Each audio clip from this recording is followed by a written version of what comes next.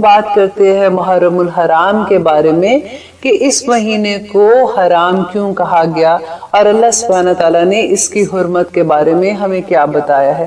تو قرآن پاک میں اللہ سبحانہ تعالیٰ کہتے ہیں کہ جب اللہ نے کائنات کی تخلیق کی تو سال کے 12 مہینوں کا تعین اسی دن سے کیا گیا. ان میں سے 4 حرمت والے مہینے ہیں. تم ان مہینوں میں سے کسی پر ظلم نہ کرنا. اب دیکھیں کہ قرآن میں اللہ سبحانہ تعالیٰ نے واضح بتا دیا کہ جس وقت اللہ سبحانہ تعالیٰ نے آسمان اور دنیا کی، آسمان اور زمین کی تخلیق کی تھی، اسی وقت سے 12 مہینوں کا تعین ہو چکا ہوا تھا. اور پھر اس کے بعد اللہ سبحانہ تعالیٰ کہتے ہیں کہ ان مہینوں میں سے جو 12 مہینے ہیں، 4 مہینے حرمت والے ہیں. That means کہ 1/3 جو مہینے وہ حرمت والے مہینے، اور ان مہینوں میں تم کسی پر ظلم اور زیادتی نہ کرنا. اور اس کے علاوہ اور بھی ساری ڈیٹیلز آتی ہیں. اب سوال یہ پیدا ہوتا ہے کہ ایز اے مسلمان کیا ہمیں پتہ ہے، کیا ہمیں یہ پتا تھا کہ کون کون سے 4 مہینے جو ہیں وہ حرمت والے مہینے، اور اس کے اندر اللہ سبحانہ تعالیٰ نے جو پابندیاں عائد کی، بیسیکلی جو کہا کہ تم کسی پر ظلم نہیں کرو گے، تم زیادتی نہیں کرو گے، تم نے یہ نہیں کرنا، تم اچھے کام کرو گے، اس مہینے میں افضل کام کرنے کا اجر زیادہ ہے.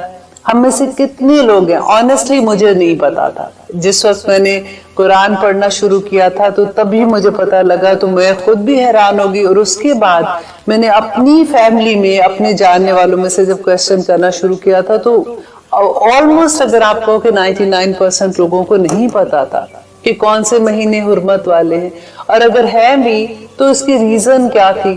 تو آج ہم تھوڑی سی بات کرتے ہیں. آئی نو انشاءاللہ، میں گمان ہے میرا کہ بہت سے لوگوں کو پتا بھی ہوگا، لیکن میری طرح کے بہت سے لوگ ہیں جو پروگرام سن بھی رہے ہوتے ہیں، اور ان کے لیے بہت اچھی بات ہے کہ جب ہمیں اپنے دین کا پتہ لگتا ہے تو بیسیکلی ہمیں اپنا ہی پتہ لگتا ہے کہ ہم ایک پراؤڈ فیل ہوتا ہے کہ ناؤ وی نو، اوکے، اچھا یہ مہینے حرمت والے اللہ سبحانہ تعالیٰ نے کر دیے تھے. دیکھیں جس وقت زمین اللہ سبحانہ تعالیٰ نے بنائی اور آسمان بنایا، آپ کو پتہ ہے کہ خانہ کعبہ سب سے پہلے تو فرشتوں نے بنا دیا تھا زمین پہ. تو اسی زمانے سے، کیونکہ اب دیکھیے کہ کون سے مہینے، 4 مہینے کون سے حرمت والے، اب آپ بھی یاد رکھیے گا. آسان طریقہ میں آپ کو بتاتی ہوں کہ ذوالحج تو آپ کو یاد رہتا ہے.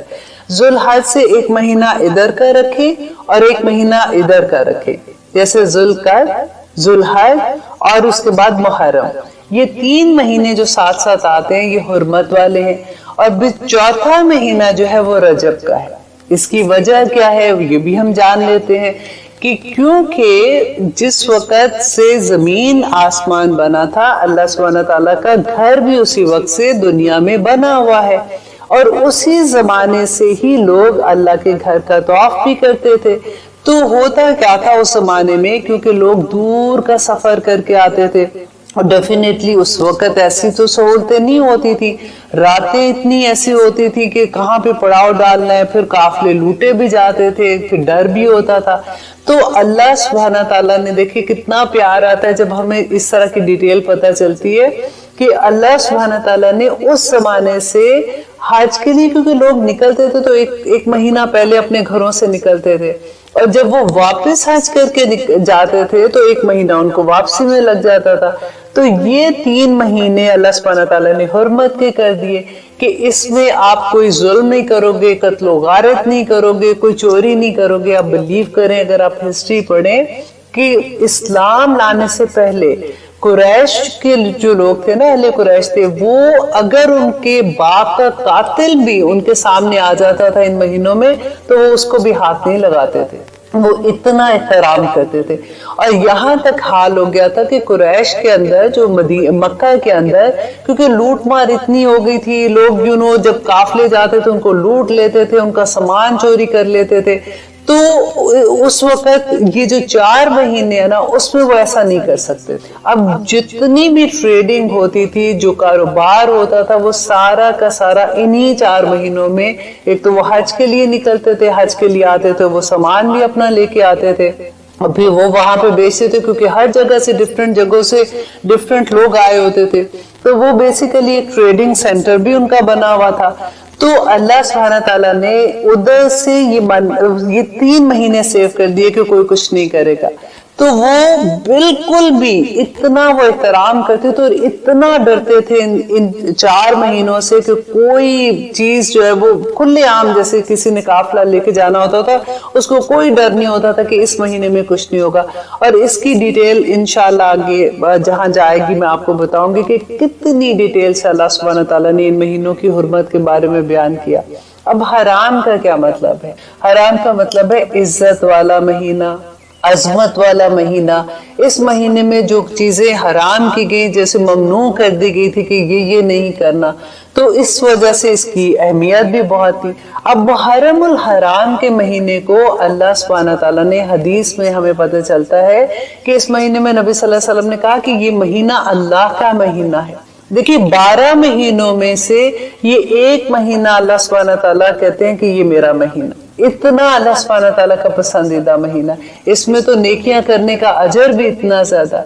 और नबी सल्लल्लाहु अलैहि वसल्लम साहबा कहते हैं कि जो जब नबी सल्लल्लाहु अलैहि वसल्लम जो रोजा रखते थे, जो हमारे रमजान के फर्ज रोजे हैं, कहते हमने कभी नहीं देखा था कि उन फर्ज रोजों के अलावा जो नफली रोजे हैं, नबी सल्लल्लाहु अलैहि वसल्लम इतना इत्तमाम करते थे जो 10वीं का रोजा रखने का, जिसको हम अशूरा कहते हैं। और वो इतने शौक से, इतने इत्तमाम से ये रोजा रखते थे। नबी सल्लल्लाहु अलैहि वसल्लम कहा करते थे कि ये इस दिन का रोजा, एक दिन का रोजा जो है वो पिछले पूरे 1 साल के गुनाह माफ कर देता है अल्लाह सुब्हानहू तआला। अल्लाह को इतना पसंद है।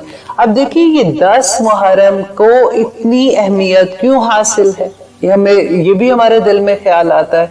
क्योंकि ये तो अभी तो क्योंकि जैसे मैं जब तक वही बात कि कुरान को इतना इल्म नहीं था, तो मैं एकदम से मुहर्रम की बात आती थी तो मैं उसको करबला के साथ जोड़ देती थी।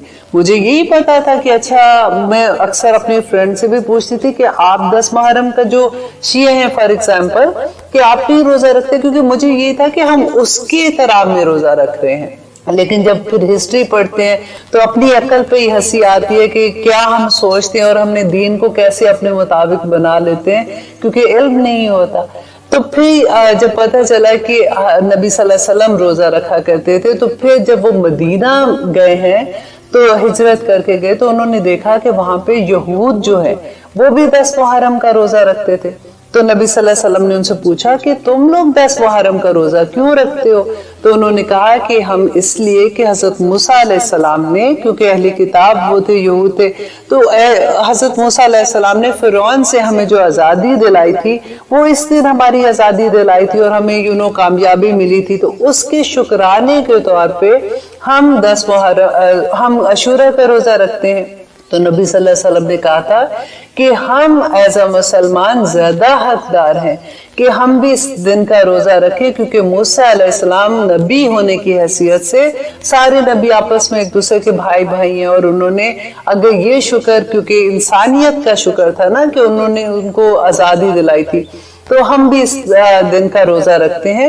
तो नबी सल्लल्लाहु अलैहि वसल्लम ने कहा कि अगर मुझे वक्त मिला, अगले साल अल्लाह सुब्हानहू तआला ने मुझे जिंदगी दी, तो अगले साल मैं अब 10 के साथ 9 मुहर्रम का रोजा भी रखूंगा। क्यों रखूंगा? गौर करने की बात है, ताकि यहूद के साथ मुशाबहत ना हो जाए। देखिए कितनी बड़ी बात है कि इस चीज में भी नबी सल्लल्लाहु अलैहि वसल्लम नहीं चाहते थे उनकी मुशाबहत करना। और उन्होंने ये कहा, क्योंकि जब वो मदीना आए थे नबी सल्लल्लाहु अलैहि वसल्लम, तो यहूद तो उधर ही थे, मक्का में तो यहूद नहीं होते थे। तो जब उन्होंने देखा एक दफा कि हजरत आयशा उनके बाल बना रही थी, तो उन्होंने कहा कि साइड पे जैसे मांग निकालते हैं, तो उन्होंने कहा कि आयशा मेरी मांग दरमियान में निकालो। तो उन्होंने कहा कि क्यों, आज क्यों आप ऐसे कह रहे हैं? तो उन्होंने कहा क्योंकि यहाँ पे मैंने ये देखा है कि यहूद जो है वो अपनी मांग साइड पे निकालते हैं, मैं नहीं चाहता कि मेरी उनसे मुशाबहत। ये गौर करने की बातें। अब एक एक चीज डिटेल में बताने की जरूरत नहीं होती है बात चीजों को, कि देखिए मुशाबहत ये हम क्यों करे, ये वो, ये बातें हमारे लिए काफी हैं। इसीलिए कुरान में अल्लाह सुब्हानहू तआला बार बार जो एक चीज कहते हैं, अफला तदब्बरून, अफला तदब्बरून, तो तदब्बर क्यों नहीं करते हो? تمہیں پتہ ہے کہ یہ کیا چیزیں ہیں؟ میں جو ایک بات میں تمہیں بتا رہا ہوں اس کو سوچ کے تو دیکھو کہ تم کیا کر رہے ہو۔ آج ہماری مشابتیں دیکھیں کہاں کہاں جاتی ہیں، ہم کن کن چیزوں پہ مشابت کر رہے ہوتے ہیں۔ یہ نبی صلی اللہ علیہ وسلم کی 2 حدیث کیا کم ہے ہمارے لیے؟ اللہ اکبر۔ اب یہ سیکنڈ کوشچن ہمارے ساتھ یہ ہوتا ہے کہ اگر ہم یہ دیکھیں کہ محرم الحرام پہلا مہینہ کیوں ہے اور یہ کیسے پہلا مہینہ بنا تھا، تو اس کی بھی میں آپ کو تھوڑی سی ڈیٹیل بتا دوں، آپ کو بہت مزہ آئے گا۔ جیسے ہسٹری پڑھنے میں ہوتا ہے نا کہ بچوں کو سٹوری کی طرح سمجھ آتی ہے تو پھر اچھا اس کا یہ ریزن ہے۔